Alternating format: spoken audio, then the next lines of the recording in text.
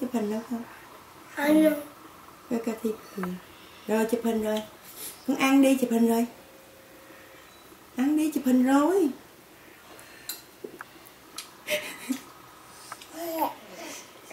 Ăn đi, chụp hình rồi. đi cà thịt.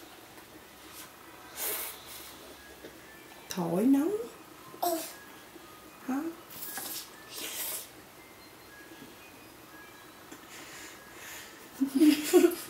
Hot là ăn vậy á, nóng là ăn vậy.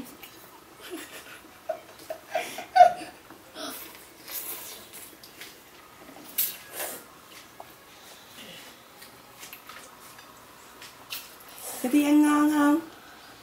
Dạ ngon. Dạ ngon. Ôi dào dào.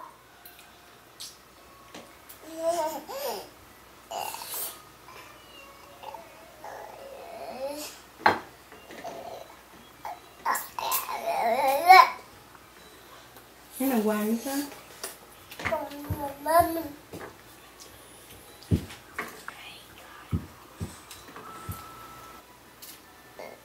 Ăn đi, không có bóc tay nữa. Ăn đi. Lấy cho em cái nắp kia. Đó, cái bên đó.